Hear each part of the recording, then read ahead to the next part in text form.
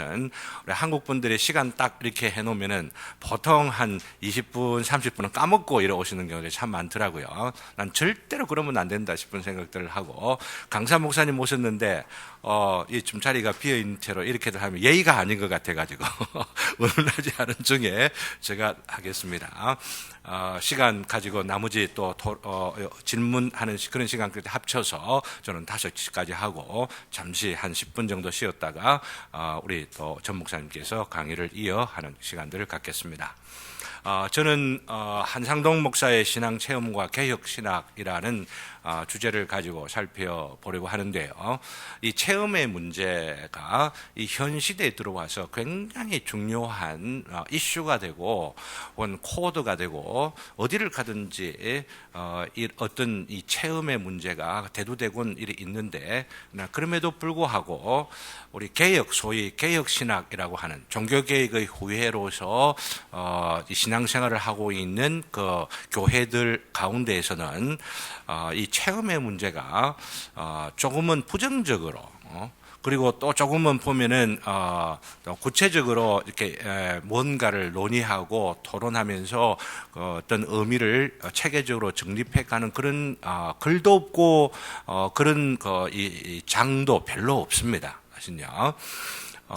그래서 또 이 개신교라 하더라도 그 안에서 주로 체험의 문제를 거론하고 또 이야기를 하는 분들은 주로 감리교 쪽, 그죠? 아니면 오순절 계통에서만 체험의 문제를 많이 이야기하고, 소위 칼빈주의 내지는 개혁교회, 개혁주의 이런 입장들을 추구하고 있는 그 교단들 내지는 또 학자들은 체험의 문제를 별로 언급을 하지 않고 어떤 의미에서는 좀 부정적으로 표현들을 하는 그런 경우들이 없지 않아 있습니다.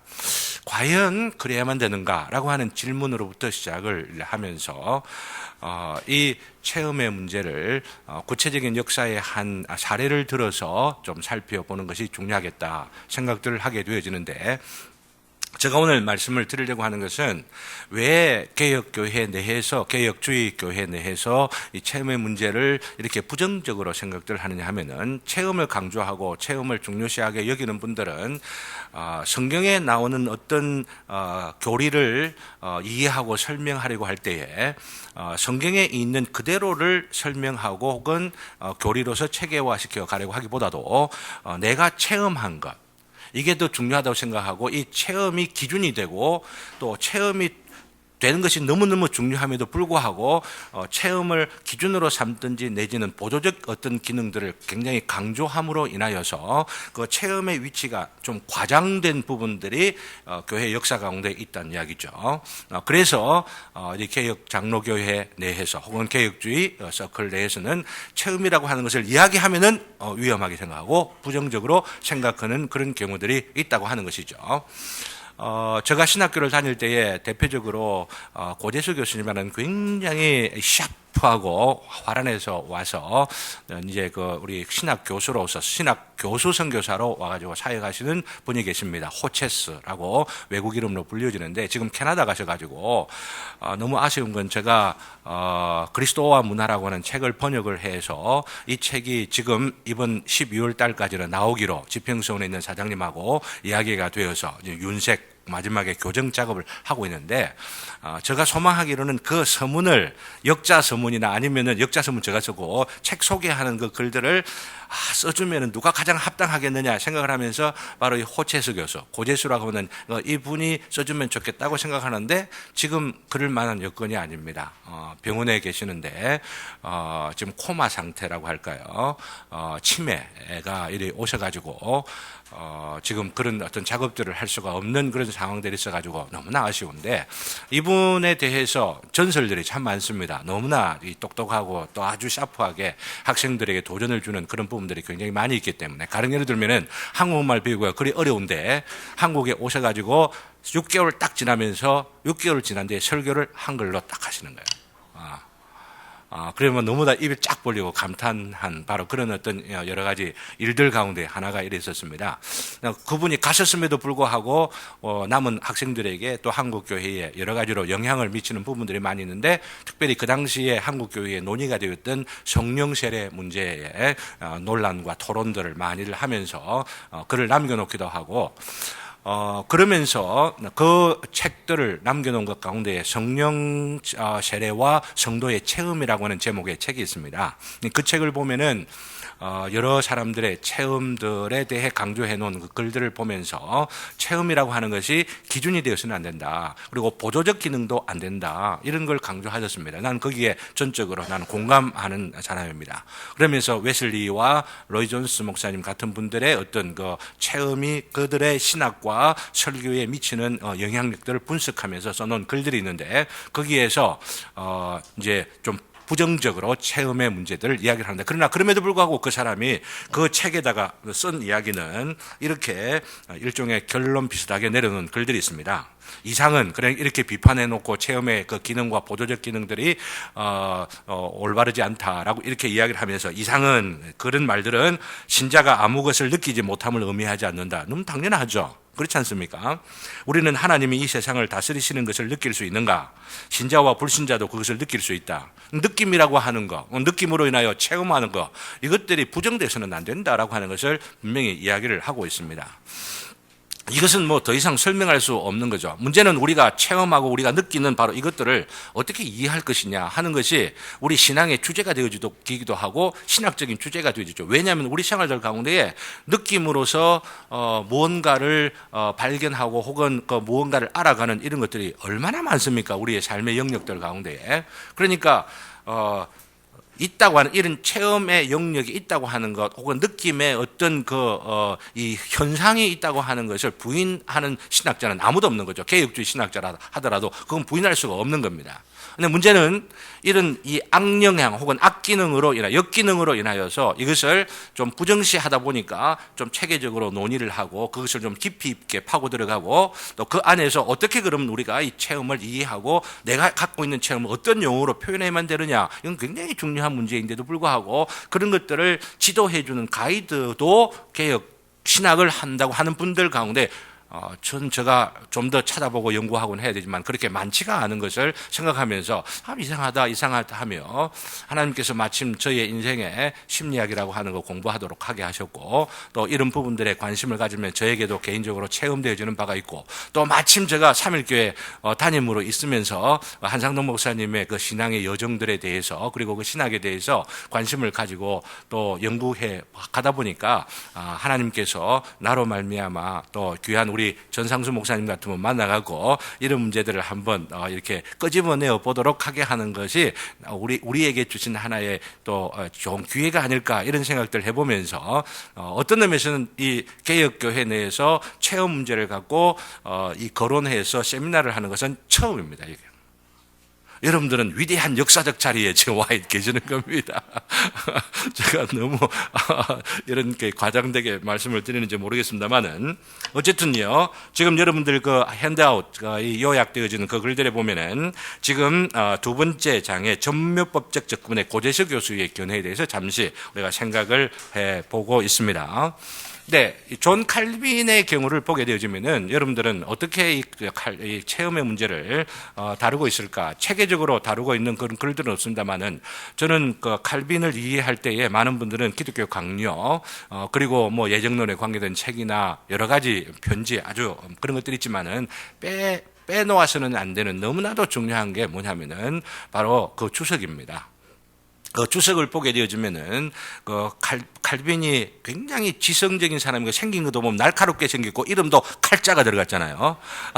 그러니까 굉장히 뭐라고 할까, 막 그런 측면에서 이 칼빈에 대해 생각하기가 참 쉽고, 이 사람은 감정도 없나, 찔러도 피가 안 나냐, 이런 식으로 생각이 참 쉬운데, 그러나 이 주석을 보게 되어지고 이러면은 자기 감정을 굉장히 절제하면서도, 그러면서도 성경에 나오는 그 여러 신앙인들의 그 이 감정 혹은 체험, 그 느낌, 이런 것을 다양하게, 그래서 심지어 시편 같은 경우는 다른 사람, 자기가 그런 이야기를 하죠. 시편을 주석하면서 하는 이야기가 영혼의 해부학이다. 이렇게 말합니다. 우리 영혼 안에 일어나는 여러 가지 감정과 정서 이런 것들을 일종의 아주 날카롭게 분석해서 제시해 놓고 있는, 그러면서 우리 인간이 경험하는 모든 경험의 영역들 가운데에 어떻게 하나님을 믿고 하나님을 믿는 자들이 어떤 체험을 어떻게 표현해 가느냐 하느냐, 이런 것들을 지금 시편 주석을 통하여 보여주고 있는데, 그러는 가운데 저도 시편을 읽고 그리고 또 이제 그 뭡니까 선지서들을 쭉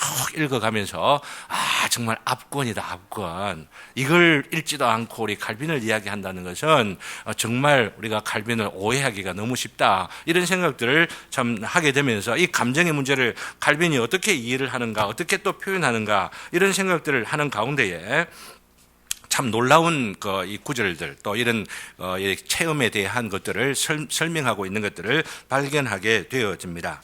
예레미야서를 요즘 계속 보고 있는데 제가 개인적으로 또 묵상도 하고 연구하기 위해서 묵상하고 있는 중에 7장 7절에 보면은 내가 너희를 이곳에 살게 하리니라고 하는 구절을 설명하면서 어떻게 이야기하냐면은 이스라엘 백성들을 비판하면서 이렇게 이야기합니다. 이스라엘 백성들이 갖고 있는 그 신앙 혹은 그 형태들을 비판을 하면서 마음에 신실함도 없고 경건한 감정도 없는, 경건한 필링도 없는, 체험도 없는 그런 삶의 신앙을 비판하고 있다라고 하는 이야기입니다. 그러니까 칼빈에게 있어서 이 교리의 어떤 그 기준이나 어떤 그 보조적 그 기능으로서 어떤 그 역할들을 감정이 한다는 게 아니라, 우리가 참 믿는다고 한다면은 참으로 믿는 이 그 믿음 가운데는 체험이, 그런 감정이라고 하는 게 동반될 수밖에 없는 것으로서의 그 어떤 역할, 그리고 그 위치를 지금 인정하고 있다고 하는 것을 이런 구절들에서 또 보여준다고 볼 수가 있습니다. 그리고 요한 이 1서에서 제가 4장 10절을 주석을 하면서 이 놀라운 걸 발견했어요. 거기 보면은 예수님께서 왜 십자가에 죽임을 당하셨느냐, 이런 질문을 이제 그 설명을 하면서 예수님 죽임 당하시기 전에 하나님께서는 인류를 사랑하셨다. 그럼 인류를 사랑하신 그 사랑으로 구원하면 되는데 왜 십자가에 그 아들이 오셔서 죽임 당하셔야만 됐느냐라고 하는 문제를 이제 예상하면서, 그런 질문이 나올 것을 예상을 하면서 설명을 하기를 뭐라고 말하느냐 하면은, 하나님께서는 인류를 사랑하셨고 또한 특별히 구원하기로 예정하신 그 인생들을 사랑하셨지만은 그 사랑한 그 사람들을 그냥 사랑하는 수로 끝나는 게 아니라 예수 그리스도를 보내서, 그 아들을 보내서 십자가에 죽임 함으로 인하여서 이렇게 표현해 놨습니다. 죄가 나타날 때마다 하나님께서는 당신의 진노와 영원한 멸망의 심판이 느껴지기를 원하셔서라고 말합니다. 그러니까 그냥 예수 그리스도가 오셨다, 우리 죄를 구원하셨다, 이게 아니고 예수 그리스도의 십자가의 사역을 통하여 하나님께서 얼마나 죄를 싫어하는지, 그리고 그 심판으로 인하여서 하나님의 진노가 어떠한 건지를 느낄 수 있도록, 그리고 느끼면 어찌 됩니까? 느끼면은 이거 잘못됐구나 생각을 하고, 그리고 또한 깨닫게 되어지고, 나아가 어떻게 해요? 나중에 우리 전상수 목사님께서 그런 부분들 더 강조하시리라 생각합니다. 회개하는 데까지 이렇게 되는, 바로 이것들을 전체적으로 설명을 하면서 이 느낌의 요소 혹은 체험의 요소를 그냥 예수님께 십자가에 오셨다, 죽으셨다, 그렇구나, 나 믿어야지, 뭐 이런 식으로 이해를 하지 않고 칼빈은 더 깊이 나아가고 있는 것을 우리는 볼 수가 있다라고 하는 것입니다. 아까 그 고재수 교수님을 말씀을 드렸습니다만은, 그 고재수 교수님 또 보고, 또 저도 영국에 살면서 로이 존스 목사님이 사역하셨던 웨스트민스터 채플을 설교를 좀 듣고, 또 그분의 설교집을 보면서 제가 신학교 시절을 겨우 이겨냈던 것 같아요. 얼마나 삭막한지, 신학교 시절이. 얼마나 정말, 그래서 제가 더 이상 공부할 수가 없어서 1년 휴학을 하면서 다시 공부할 마음을 갖게 된 것은 로이 존스 목사님의 설교집을 통하여서라고 할 수가 있어서, 영국에 유학을 가면서 먼저 제일 갔던 것이 이제 이거 웨스트민스터 채플, 그리고 거기엔 설교집이나 설교 테이프들, 그분이 남겨놓은 것들을 쭉 이렇게 보면서 했는데 우리가 조금 경계해야 할, 개혁교회에서 좀 경계해야 할 성령론을 갖고 일이 있습니다. 그러나 그럼에도 불구하고 전반적으로 이전에 있었던 청교도 역사와 개혁주의를 영국 교회가 완전히 쓰러져 침체져 가고 있는 가운데 이 로이 존스 목사님의 사역을 통하여서 교회가 회복되어지는 그런 그 물꼬를 틀어준 그런 위대한 설교자, 사역자라고도 볼 수가 있습니다. 근데 이제 이분이 써놓은 여러 글들을 보게 되어지면은 로이 존스 목사님의 이 경험, 우리 신앙생활의 그 경험과 체험의 문제를 굉장히 건강하게 그리고 긍정적으로 묘사하고 있는 것을 우리는 볼 수가 있습니다. 그래서 이런 이야기들을 하곤 합니다. 그리스도인이 겪을 수 있는 모든 경험들은 이미 성경 어딘가에 다 다루어지고 있다. 그리스도인으로서 겪을 수 있는 고난, 이 고통과 그 안에 있는 어떤 이 감격이나 전율이나 어떤 이것이 어떤 용어로 표현되어 있다 하더라도 그리스도인이 겪을 수 있는 그 경험들은 이미 다 성경에 다 나와 있다라고 하는 이야기입니다. 그러니까 성경 안에 우리가 제대로 그 성경의 말씀들을 이해하고 또 그 성경 말씀을 우리가 또한 묵상하고 상고해 가게 되어지면은 그 성경 속에 내가 느끼고 있는 감정들이 다 이미 다 경험하고 있고 이미 다 그 경험되는 것을 그 성경의 언어를 갖고 표현해 놓고 있다라고 하는 이야기입니다. 그러니 우리가 이 체험이라고 하는 것을 무시해서 되겠느냐라고 하는 이야기죠. 심지어는 이분이 하는 이런 말씀들 가운데에 이런 이야기까지 합니다. 성경과 관계에서 전에 없던 낯설고 새로운 경험이라는 없다. 여러분은 성경에서 모든 것을 다 찾을 수 있다. 이렇게 말하면서, 근데 이렇게 말하는 이 경험은 그저 주관적인 것이 아니고 오히려 객관적인 진리에 대한 신앙에 근거해서 주관적으로 체험하는 것이다. 이렇게 말하고 있습니다. 그러니까 객관적인 성경의 그 진리에 대한 우리 인간의 정서적 반응으로서 이 체험, 바로 이것을 이야기를 하는 거죠. 그러니까 교리도 강조하고 그리고 또 이 교리만 강조하는 것이 아니고 이 교리에 대한 우리의 이 정서적 반응으로서의 그 체험을 또한 강조하는 거죠. 그래서 이분이 굉장히 좋아했던 게 뭐냐면은 logic on fire입니다. 무슨 말입니까? 불붙은 논리라고 하는 겁니다. 불붙은 지성이라고 하는 거죠. 나 그거 제일 좋아하는 말입니다. logic on fire. 그냥 이 논리로서 그냥 이 아주 냉정하고 차가운 칼날 같은 지성, 이게 아니고 그렇게 느껴지는 그 어떤 지성이 있는데 그게 뜨거움이 있다라고 하는 이야기죠. 그러니까 우리의 머리와 우리의 가슴, 마인드와 이 하트가 결합되어져 있는 거.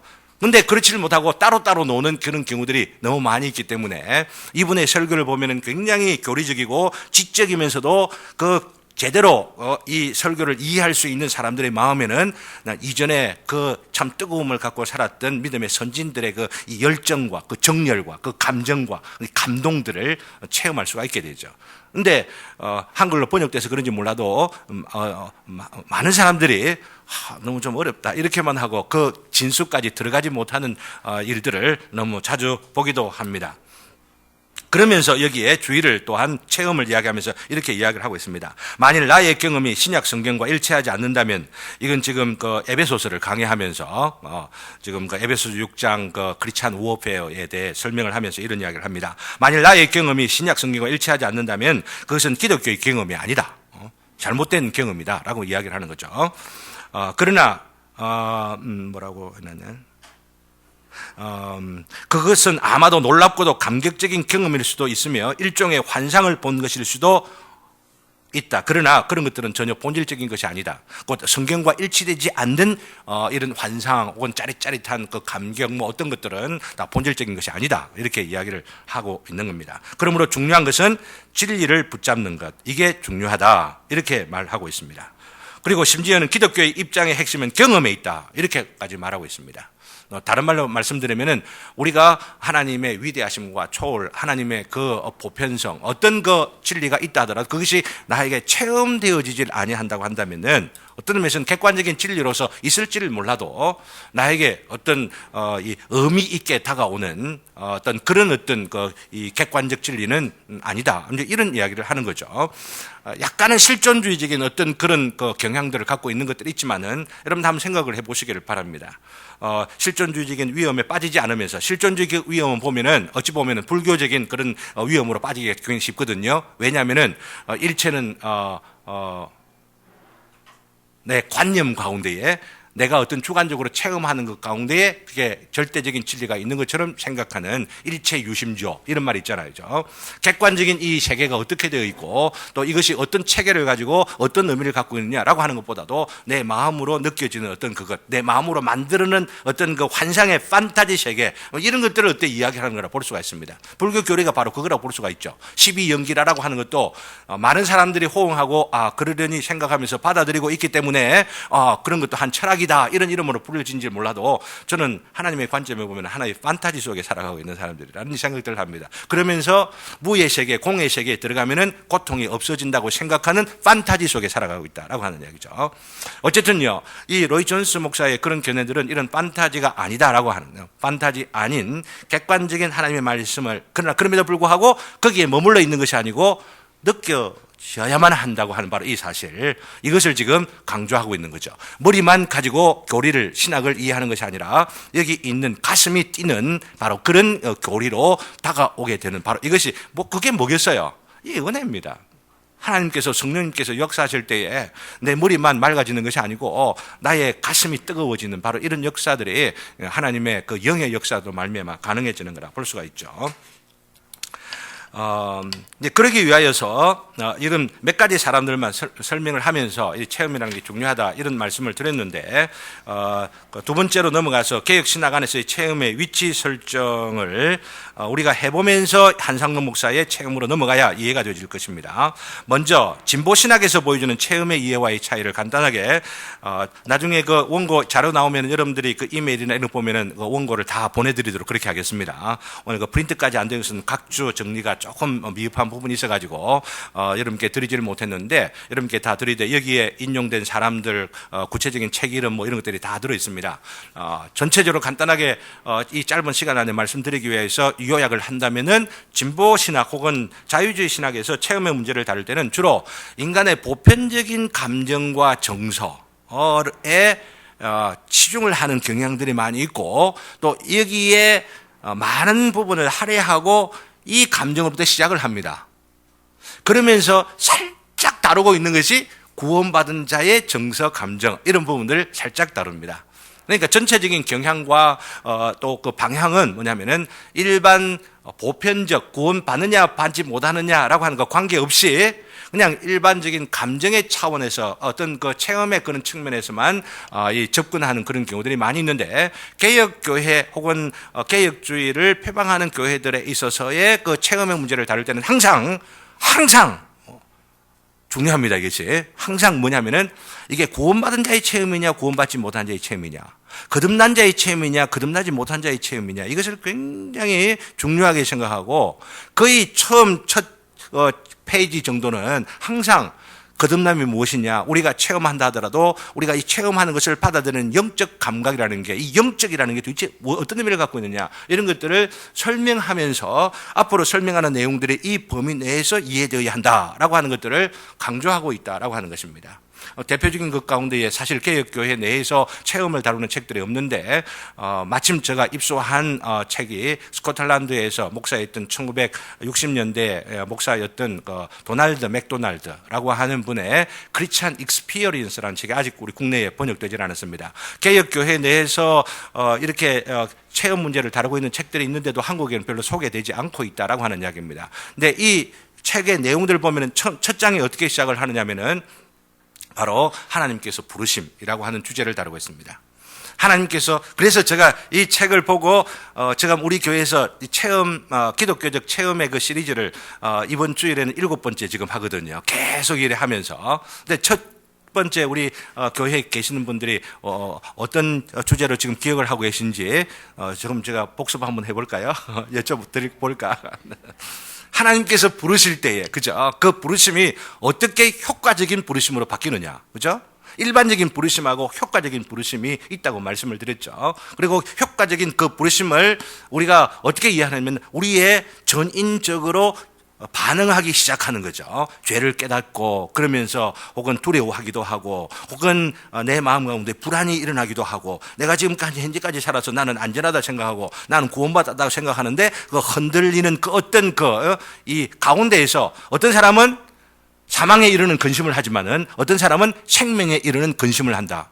말씀을 드리는 이런 그 과정들이 바로 그 다음 기회의 그 과정으로 체험으로 이어지게 되어지는, 그래서 바로 내일은 하나님의 임재에 대해서 좀 더 깊이 설명을 드리는 게 체계적으로 쫙 되어져 있는 바로 그런 일종의 그 개혁교회 내에서의 체험의 어떤 신학들이 있다라고 하는 것을 말씀드립니다. 요약들 하면은 뭐냐면은 진보주의 신학하고 우리 개혁교회 신학, 개혁주의 그 신학에서의 체험에 접근하는 방법이 다르다라고 하는 거. 이러면 이해되십니까? 그죠? 일반적이고 보편적인 감정, 여기에 집중하는 것이 아니고 구원받았느냐, 구원받지 못하느냐라고 하는 이런 그 감정에 어떤 그 더 집중하고 있는 것이 개혁교회의 그 체험에 대한 특징이다라고 하는 거죠. 또 하나 너무나 중요한 거 하나 알아두셔야 할 것이 뭐냐면은 신비주의적 체험이라고 하는 것과 어떤 차이가 있느냐라고 하는 겁니다. 신비주의라고 하는 것, 체험의 문제를 이야기하면은 신비주의에 대해서 이야기하지 않을 수가 없습니다. 요즘 포스트 모던 사회이고 인간 각자 개인의 어떤 주관과 취향과 취미를 따라서 살아가도 괜찮다라고 하는 이런 주의가 가장 팽배해져 있는 이런 사회들 가운데에서, 그러니까 체험이 굉장히 중요하죠. 현대에 들어와서는 체험, 이것이 굉장히 중요한 화두가 되어가지고 일반 학문과 일반 어떤 그 논의의 장들 가운데서는 항상 이것이 대두되어지는데, 이런 논의들을 다 보면은 그 끄트머리는 어디냐면은 신비주의예요. 왜냐하면 체험은 중독성이 있기 때문에 체험을 하면은 체험 자체가 나를 이끄는 어떤 그 뭐 매력 같은 호소력 같은 게 있기 때문에 그것을 더 추구하고 싶어하는 그런 마음들을 갖게 되고, 더 추구하게 되면은 내가 더 깊은 체험, 더 깊은 짜릿짜릿함, 더 깊은 전율, 더 깊은 이것들을 맛보려고 하는 이 마약과 같은 그런 부분들이 있다라고 하는 이야기입니다. 그러다 보면 그 끄트머리에 뭐가 있느냐면은 바로 신비주의가 있게 되어지는 거죠. 기독교 혹은 개혁교회에서 신비라고 하는 것을 우리는 이해하고 또 혹은 신비라는 것을 체험한다는 것은 충분히 있을 수 있느라고 생각하는데, 거기다가 주의자가 붙어가지고 그것 자체가 중요한 것처럼 일종의 목적이 되어갖고 추구하는 바로 이것과 우리가 지금 논의하는 그리고 한상로 목사의 그 체험을 이해하는 데 있어서 굉장히 중요한 대목으로 우리가 분별할 수 있는 일종의 시금석으로 우리가 살펴봐야 할 것이 무엇이냐 하는 그런 측면에서 신비주의를 간단하게 말씀드린다면 뭐냐면은 일반적으로 신비주의의 특징이 세 단계로 나눕니다. 첫 번째는 조명, 빛을 받는 단계죠. 그리고 두 번째는 그러니까 빛을 받는다라고 하는 것은 내가 이전에 몰랐던 것을 깨닫게 되어지는 그런 조명의 단계를 말하고, 두 번째는 관상의 단계입니다. 관상은 곧 하나님을 바라보는 단계다라고 하는 겁니다. 근데 문제는 여기에서 그치는 것이 아니고 어느 단계로 가게 되느냐면은 바로 합일의 단계를 반드시 강조합니다. 합일의 단계는 뭐냐면은 하나님과 내가 하나가 된다라고 하는 거죠. 개혁교회 내에서도 혹은 개혁주의를 표방하는 데 있어서도 하나님과 합일이 된다고 표현은 하지 않는데 뭘 이야기하냐면은 하나님과 하나가 되는 것을 분명히 이야기합니다. 그리고 한국 교회에서 조금 오해가 되어지는 부분들이 없지 않아 있습니다만은 우리가 하나님화 되어진다라고 하는 거 오해하지 마십시오. 우리가 하나님과 본질적인 측면에서 우리가 하나 된다 그런 의미가 아니라 하나님의 그 도덕성, 하나님께서 가지고 계시는 어떤 그 우리가 닮아가는 그런 측면에서 신화라고 하는 것이 있습니다. 동방 신학과 서방 신학이 어떤 면에서 인정을 하고 있고, 칼빈도 우리가 하나님 같이 되어진다라고 하는 것을 굉장히 중요한 어떤 그 이 주제로서 다루고 있는 그런 부분들이 없잖아 있는데, 우리나라에서는 이것이 오해되어 가지고 신비주의와 비슷한 것처럼 생각을 해서 강조를 하지 않아야 된다 이렇게 이야기를 하는데, 어쨌든 제가 말씀드리는 것은 개혁주의 교회에서도 하나님과 하나가 되는 것을 이야기하는데 합일이라는 단어로 번역을 하지 않는다 하는 이야기입니다.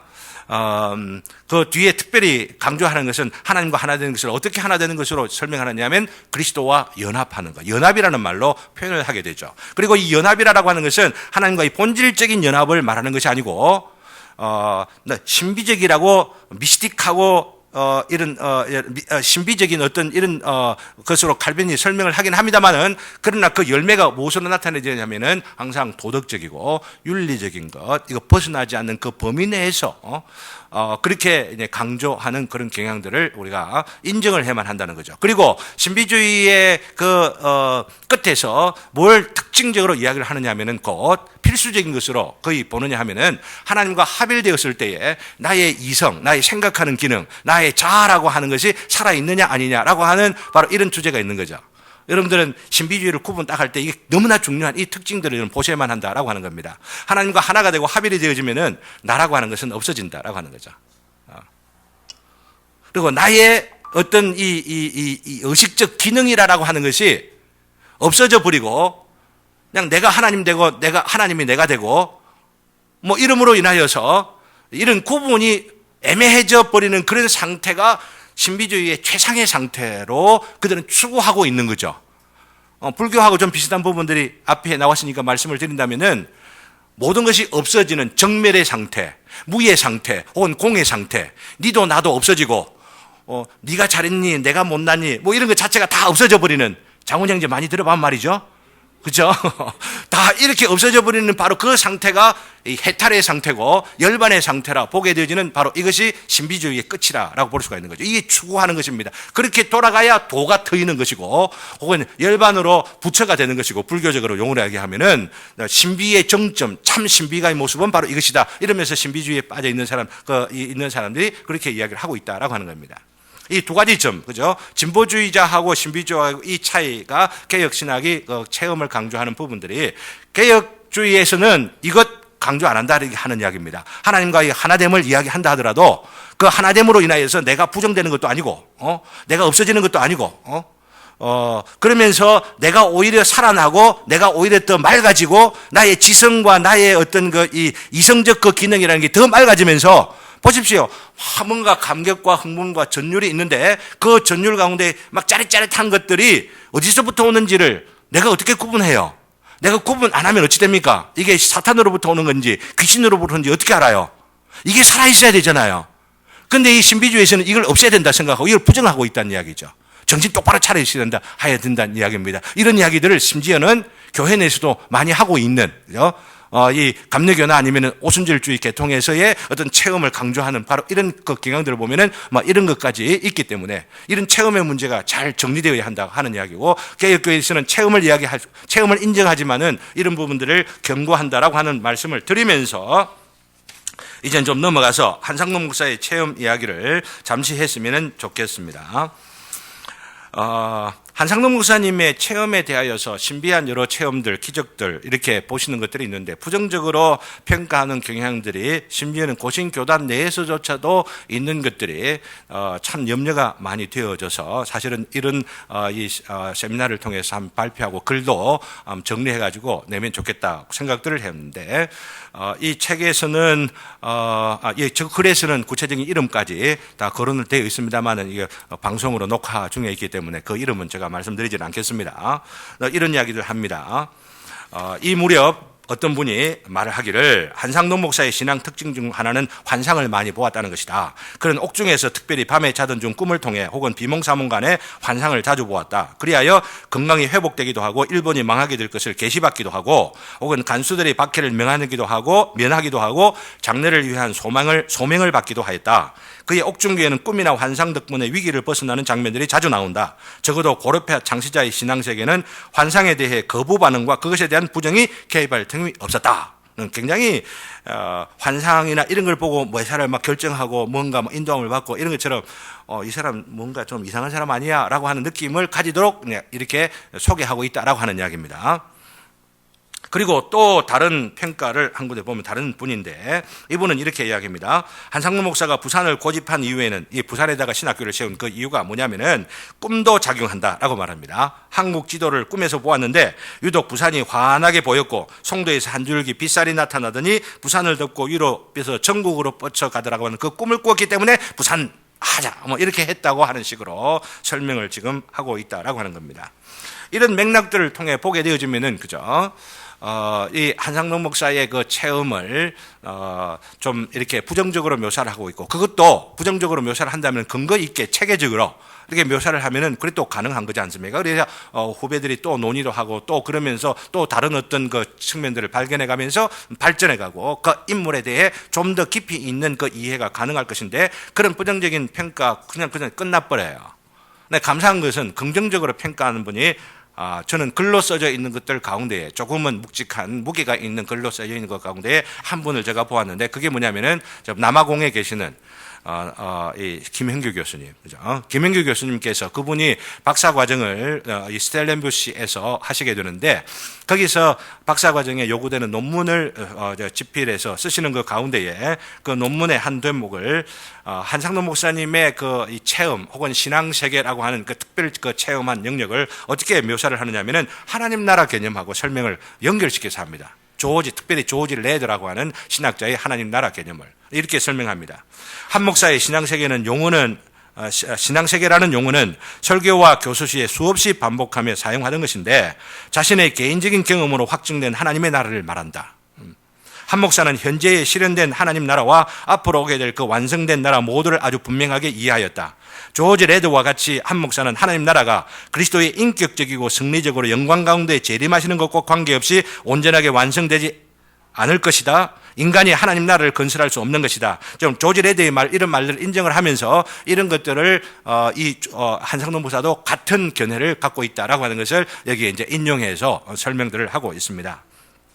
근데 이제 아쉬운 것들 가운데 하나가 뭐냐면은 아쉬운 건 좀 뒤에 말씀드리고 이 김현규 선교사님은 고신대에서도 교수하시다가 이제 선교사 사역을 하시러 또 가셨는데 조지 레드와 동일하게 한상돈 목사의 그 하나님 나라 저도 이걸 보면서 확실하게 고신에서도 천국이라고 하는 말을 이 땅 가운데 현실화된 그 개념으로 사용할 수 있겠다 생각하고 예수님께서 천국의 제자된 서기관마다라고 하시는 말씀을 마태복음 13장 51절 52절 했기 때문에 저희 교회를 개척하면서 천국 제자들 교회라고 하는 이름을 붙였습니다. 하나님 나라라고 하는 개념이 너무너무 중요하다는 거죠. 미래적인 것만 아니라 현재적인 것이 너무 중요한데 한상돈 목사님의 체험이라고 하는 것은 특별히 신앙세계라고 하는 말로 굉장히 많이 사용을 하고 이분의 설교집 첫 번째 나왔던 그 후학들이 만들었던 그 설교집의 첫 번째 설교집이 뭐냐면은 신앙세계와 천국이 처음이죠. 고난과 승리보다도 신앙세계와 천국이라고 하는. 그리고 거기에 나오는 설교 맨 첫 번째 설교가 신앙세계는 천국을 보여준다. 라고 하는 바로 그런 제목의 설교입니다. 곧 다른 말로 말씀드리면 신앙세계의 특별한 이 어떤 그 영역이 꼭 하나님 나라다라고 하는 것을 강조하고 있는 것입니다. 그는 이렇게 그 차이점을 강조점을 이야기하면서도 이제 차이점을 말하고 있는데 하지만 한 목사의 신앙세계는 그 초점이 어디에 있느냐 하면은 하나님 나라가 현실화됐다 어쨌다 뭐 이런 어떤 다양한 설명들보다도 실제적인 자기 한 목사님의 그 경험과 삶의 여정들을 통하여서 그냥 어떤 신학적인 용어 어떤 이런 것들로 하나님 나라니 천국이니 뭐 이렇게 체계적인 학문적 어떤 설명들을 하지 않으면서 단지 강조했던 게 여주동행이라는 말로 설명을 하고 있습니다. 여주동행. 여주동행이라는 말이 무슨 말인지 아시죠? 그리스도와 함께 항상 동행하는 것. 바로 이런 겁니다. 영어로는 그것을 어떻게 설명하고 있느냐면은 The intimate fellowship with Jesus Christ in this life. 이 세상에서 예수 그리스도와 함께 친밀한 교제를 하는 것. 이걸 여주동행이라는 말을 번역해가지고 우리 김현규 교수가 논문을 집필하고 있습니다. 여주동행이었는데 그것으로 우리가 하나님의 뜻을 성취하게 하여 세상의 모든 장애와 우리의 모든 약점들을 극복할 수 있다. 예수 그리스도와 함께 동행하면서 우리에게 당하는 시험과 환난과 핍박과 그리고 우리 안에 있는 남은 죄들을 다 극복하면서 살아갈 수 있다라고 하는 것을 한상돈 목사님이 특별히 이 하나님 나라, 원 천국 바로 이 개념을 설명하면서 여기에 포커스를 맞추고 초점을 맞추면서 설교하시고 가르치시고 하셨다라고 하는 겁니다. 근데 그 평가에 있어서 좀 아쉬운 게 뭐냐면은 김현규 목사님, 이 선교사님의 그 논문에서 보면은 신앙세계라고 하는 용어는 사용을 분명히 하고 있고 그 신앙세계 속에 여러 가지 체험의 영역을 담고 있다라고 하는 것을 감지는 분명히 할 수 있겠는데 구체적으로 한상돈 목사님의 환상이나 꿈 이런 것들에 대해서는 거의 언급하지 않고 있다라고 하는 겁니다. 말하지 않는 가운데 조금 부정적으로 생각하는 요소도 있지 않았을까라고 생각들을 하게 되는데 이게 좀 너무 아쉽다 싶은 생각이 들고 아쉽다 싶은 생각이 드는 것은 한상돈 목사님의 생애를 설명하는 데 있어서 빼놓아서는 아니 되는 바로 이 부분까지도 빼놓는 부분이 있다라고 하는 이야기입니다. 한상돈 목사님께서 이제 20대 초반에 크리스찬으로서 이제 교회 생활을 하게 되고 바로 다대포에서 박창근인가 하는 전도사님을 통해 가지고 복음을 듣고 교회 생활을 하게 되는데 은혜를 받고 이분이 이제 복음 전도를 해야 되겠다, 교회 개척해야겠다 생각을 해서 처음에는 고성군 학림이라고 하는 곳에서 교회 개척을 하게 되고, 두 번째로는 이 삼랑진 여기에서 교회 개척을 하는데 처참하게 실패를 합니다. 근데 세 번째가 어디냐면은 하동 진교라고 하는 데입니다. 지금 현재 진교교회인데, 진교를 개척하기 위하여서, 교회 개척을 하기 위해서 가가지고 두 번의 실패를 거듭한 뒤에 정말 기도 없이는 아니 되겠구나라고 하는 이것을 절감을 하고는 그런 뒤에 바로 지금 현재 진교교회 그 앞부분에 있는 조그만 동산이 있는데 거기다가 움막을 짓고 거의 한 40일 작정 기도를 하신 것 같아요. 네, 40일 작정했느냐 하는 것은 한상동 목사님의 글은 아니고 김구실 목사님의 글을 보면은 예수님도 40일 기도하셨는데 이런 설명들이 나오는데, 어쨌든 그렇게 작정을 하고 기도하신 일주일이 되는 바로 그때에 이런 체험을 신구식 목사님께서 그 전기에 기록하고 있는 것들을 있는데, 이게 굉장히 중요하다라고 하는 겁니다. 시간이 없어서 이걸 다 읽지는 아니하겠는데, 이 체험을 통하여서, 이 진교에서의 체험을 통하여서 깊은 밤에 하나님의 음성을 듣게 되죠. 이것을 소위 신구식 목사님은 영음이라 이렇게 표현을 하는데, 이 영음을 듣고 나서 하나님이 우리와 함께 하신다라고 하는 말씀. 하나님, 내가 너희와 세상 끝날까지 항상 함께 하리라 라고 하시는 이 말씀을 듣습니다. 예수님의 음성을 듣죠. 근데 이 음성을 신구식 목사님은 영음이라 표현을 하고, 근데 이 체험을 통하여서 그분의 그 뒤의 생애를 보게 되면은 감옥에서 위기를 당하고 그리고 치료를 당하면서 힘들고 어렵고 고통스럽고 이럴 때마다 기도를 하시는 장면이 나옵니다. 그 기도할 때에 그 기도의 맨 첫 번째 의구가 뭐냐면은 지금도 나와 함께 하시는 하나님이라고 말합니다. 그러니까 이분의 기도 생활과 이분의 그 신앙생활, 그 이후의 그 삶의 여정들을 설명하려고 하면은 왜 이런 말을 이렇게 반복해서 사용하고 있는가라고 하는 것을 이해하려면은 바로 이분이 경험했던 진교, 에서의 그 체험, 저는 진교 체험이라는 말로 좀 정착화시키면 좀 좋겠다고 생각을 합니다. 이런 진교 체험에서 시작된 것이다고 하는 생각들을 하게 되죠. 왜냐하면 그 앞에 있는 그 생활들을 보면은 이분이 상당히 그 당시로 치면은 상당히 어떤 그리스도인으로서의 그 분명한 모습들을 보여줍니다. 심지어는 그리스도인이라고 하는 것 때문에 양자로 생활을 하다가 파양 선고까지 받습니다. 다음 가문에서 쫓겨난다 하는 이야기입니다. 네, 그럼에도 불구하고 신앙을 지키고 있는 모습들을 보는데, 그러나 그분의 그 이후의 생활들을 보면은 그런 이야기들 별로 안 하셔요. 네, 그런 것들을 통하여 자기가 무엇을 경험하고 어떻게 했다, 어떤 각오를 했다, 어쨌다라고 하는 이야기는 크게 하지를 않아요. 그런데 계속해서 반복되는 그 표현이 뭐냐면 지금도 나와 함께 계시는 하나님이라는 말은 그렇게 반복하고 있거든요. 그러니까 이 한상동 목사님의 그 내면 세계 혹은 체험 세계에 있어서 이 진교에서의 그 체험은 부인할 수 없는 굉장히 중요한 역할을 하고 있는데 불구하고 이 김영규 교수님은 거기에 주목하지 않고 있다라고 하는 이 말씀을 제가 드리면서 그 뒤로 넘어가 봅시다. 한상동 목사님의 신비 체험에 대한 개혁 신학적 그 평가를 우리 보게 되지면은, 한 목사님의 신비 체험에 대해서 오해가 몇 가지를 있습니다. 환상 체험을 자주 했다라고 하는 앞에 인용한 그 글에서 보면은 과연 많이 했느냐라고 하는 거죠. 그분의 전기를 보게 되면은 한 5번 정도 환상이라고 말하면은 말할 수가 있는 그런 어떤 체험들을 하게 되어집니다. 근데 저는 그것을 환상이라는 말로 설명을 해서는 안 된다고 생각합니다. 왜냐하면 신구식 목사님도 그 전기를 쓰면서 환상이라는 말로 쓰지 않으시는 것 같고 단지 꿈을 꿨다라고 하는 그런 식으로 표현을 하는데, 환상이라는 말과 꿈이라고 하는 것은 굉장히 다른 뉘앙스를 갖고 있기 때문에 좀 우리 조심해서 구분을 해야만 되겠다. 거기 있는 용어 그대로를 사실은 그 신구식 목사님이 제대로 받아들였는지 이건 해석학적 측면에서 굉장히 복잡한 문제들이 나오기 때문에 그 것들을 제껴놓고 어쨌든 이런 소위 꿈이라고 하는 것들을 본 것들이 감옥생활 하는 가운데에 5번이 나옵니다. 네, 5번 나오는데 그러면은 한번 생각해 보십시오. 1년에 한 번입니다. 1년에 한 번 꿈꾼 거 이야기한다고 해서 그 사람이 뭐 환상을 많이 보고 했다 뭐 이렇게 이야기할 수가 있습니까? 물론 말하지 않는 다른 어떤 것도 많이 있었는지 어쩐지 몰라도 우리가 나오는 객관적인 자료만을 갖고 비판을 하려면은 그 비판을 하려고 제대로 하려면 근거를 갖고 이야기를 하는데 환상을 많이 가졌다 이렇게 말하고, 심지어는 뒤에 환상을 통해서 두 번째 보면은 계시를 받았다라고 말하는데, 환상을 받아 계시를 받았다라고 하는 것은, 계시라고 하는 용어는 굉장히 특별한 용어입니다. 특별히 성경과 관계되는 권위를 갖고 우리가 통용되고 있는 그런 단어인데, 한상동 목사님이 과연 꿈을 통하여서 내가 계시를 받았다라고 하는 의식을 갖고 있었는가 하면은 그분의 전기를 계속 보아도 그런 의식을 갖고 있는 것은 전혀 아니라고 하는 것을 보게 되집니다. 우리가 꿈을 꾸면 어떻게 하죠? 궁금해가지고 이거 어떻게 해석해야 되지? 주님, 이거 어떻게, 무슨 뜻입니까? 이러면서 기도하다가, 이런 뜻이겠구나. 이런 일종의 해석을 하잖아요. 그죠? 다음 기회가 있으면은 꿈을 우리가 어떻게 이해해야 되느냐라고 하는 그런 측면에서, 한번 그 기회를 가졌으면 좋겠다고 생각을 합니다만은, 절대로 계시를 받았다라고 하는 식으로 한 목사님이 이야기하지 않는데도 불구하고 그렇게 보았다고 설명을 하고 비판을 하는 분들이 계시다라고 하는 이야기입니다. 결코 그렇지 않다라고 하는 것을 말씀을 드리고, 그 영음에 대한 오해를 또한 잠시 살펴봅시다.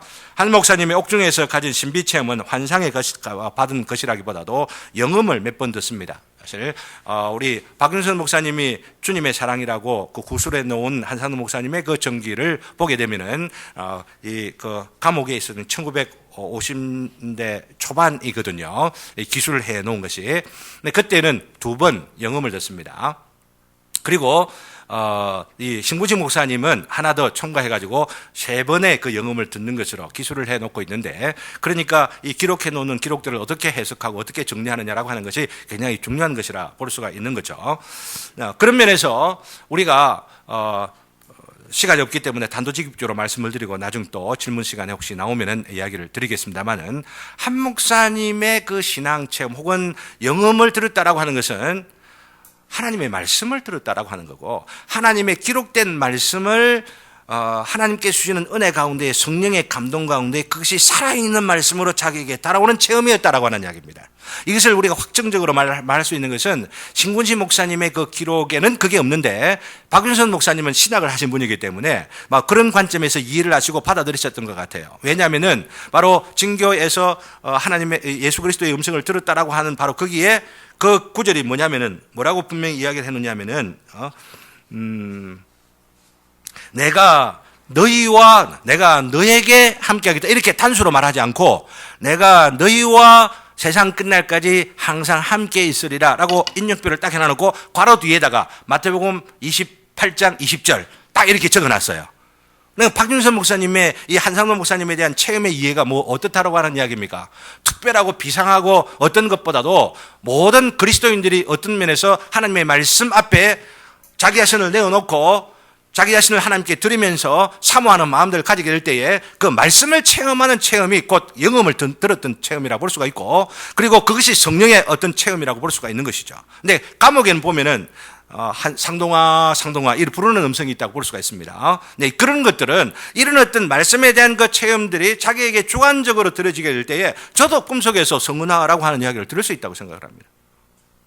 들었다고 해서 그게 문제가 됩니까? 문제는 한상동 목사님께서 이렇게 한 이야기를 우리 신구시 목사님에게나 우리 박윤선 목사님에게 이렇게 이야기를 한다고 해서 이런 체험을 계속해서 추구하고 이런 음성이 들릴 때까지 기도해야 되고 이런 것들이 있어야만 뭐 어떻다 이렇게 이야기를 하는 것은 아니다라고 하는 이야기죠. 또 그리고 이런 체험을 통해 가지고 내가 어디 있었는지 모르겠더라 뭐 이런 이야기를 하신 건 전혀 아니다는 이야기죠. 곧 다른 말로 말씀드리면 자아가 함몰 되어진다든지 자기 자아의 기능이 부정되어진다고 생각을 한다든지 이런 이유로서는 이야기를 하신 적이 전혀 없기 때문에 이번에 어떤 체험을 신비주의적 체험이다 혹은 신비가적인 체험이다 이렇게 볼 수가 없다라고 하는 이야기죠.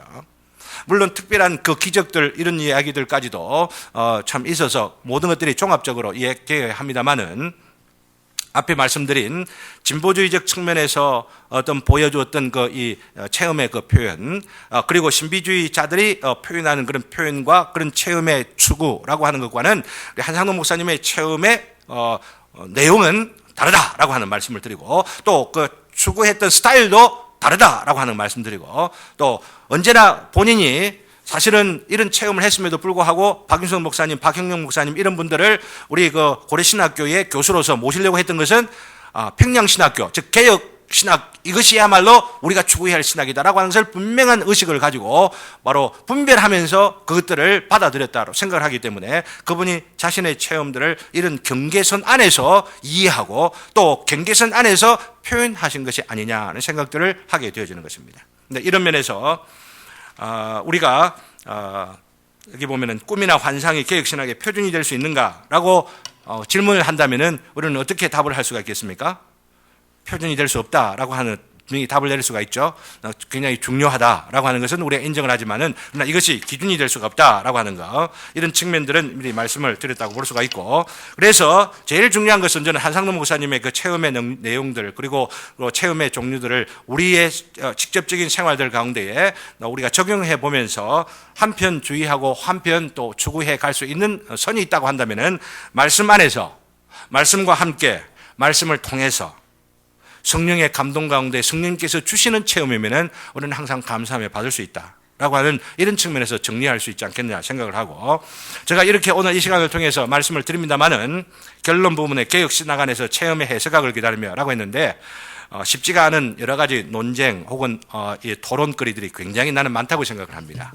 우리는 고신 안에서 이런 이 체험에 대한 건강한 담론들이 우리 교회 안에서도 있었으면 좋겠고, 건강한 하나님의 말씀 안에서 말씀과 함께 말씀을 통해서 체험하는 이 체험을 통해서 내일 좀 더 하나님의 임재에 대한 부분들을 더 강조하려고 합니다만은, 이런 임재를 하나님 앞에서 코람되어 하는 바로 이런 놀라운 그 은혜들이 우리 가운데 있으면은 하나님과 함께 우리의 남은 삶을 살아가 승리할 수 있고 보람되고 열매를 맺고 또한 영혼에까지 주님과 더불어 동행하는 복된 삶을, 천국을 누리는 삶을 살아가게 될 것이라 생각하며 저와 여러분들이 그러한 삶을 살아가기를 소망합니다.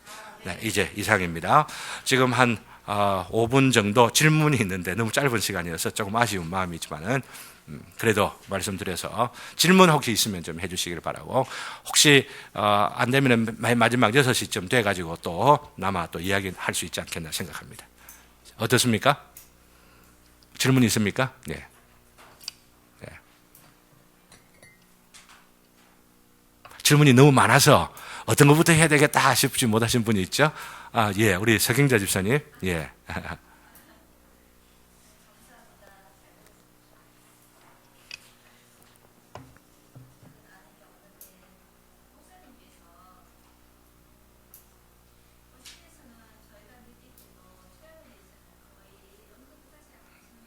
그렇죠. 예.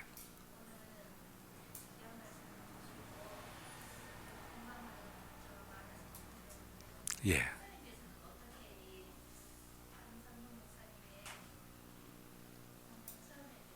예.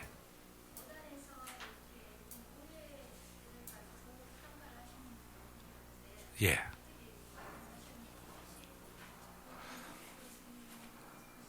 누구요?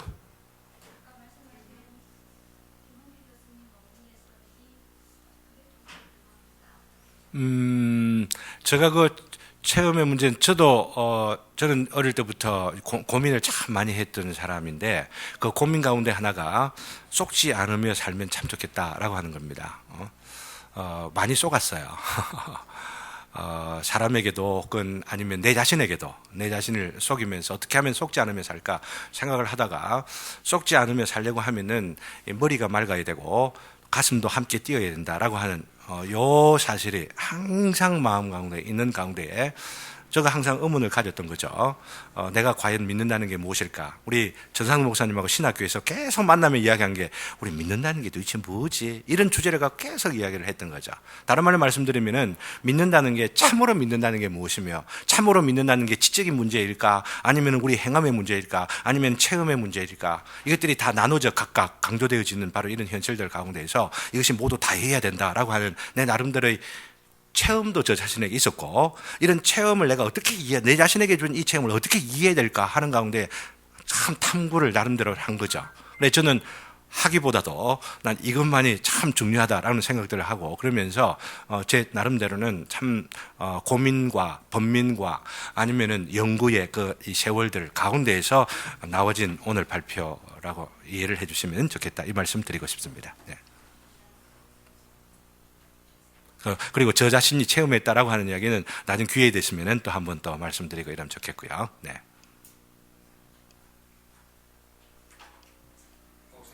예, 네, 예. 예, 예, 네. 예. 예. 예, 예, 네. 예, 네.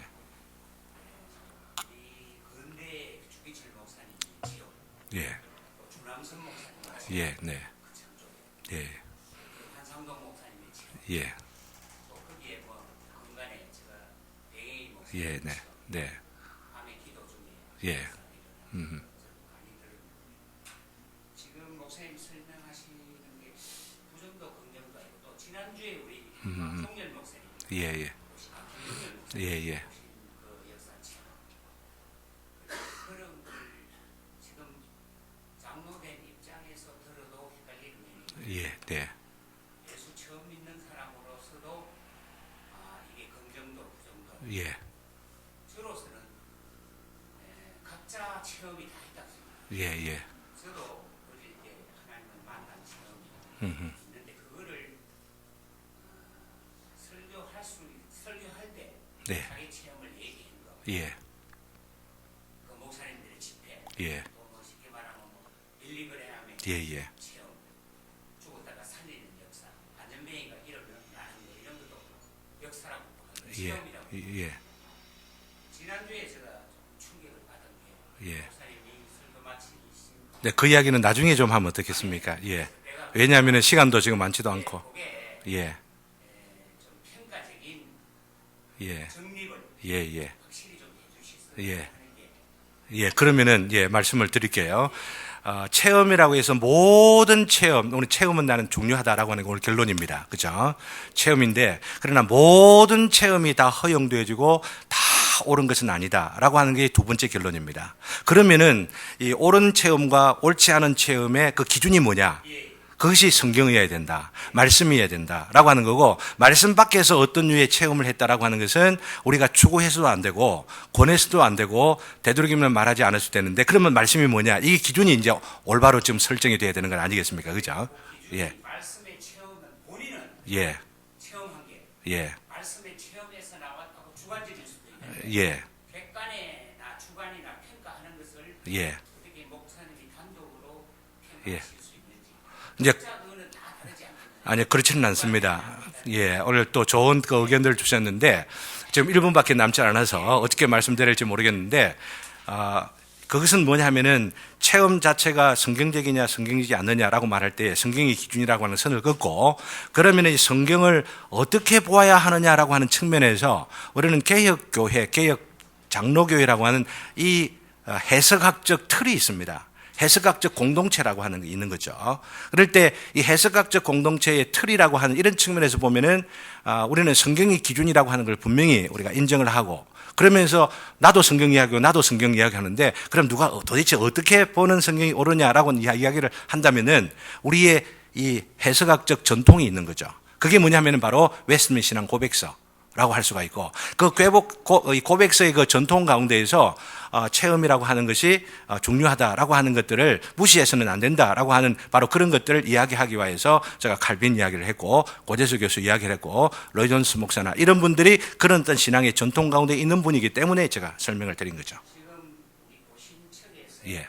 정통 웨스트민스터 신학 예, 예. 정통성에서 본 목사님들 예, 예. 저희는 다 긍정적으로 보고 있어요. 예, 예. 저희들 전체. 예, 예. 네. 근데 그걸 일방적으로 긍정하는 면을 잣대를 말씀의 잣대가 예, 예. 성경 자체도 우리가 느끼지 못하는 것도 있고 느끼는 것도 있고. 예, 예. 그래서 저는 각자의 체험은 다 존중돼야 된다고 생각합니다. 왜?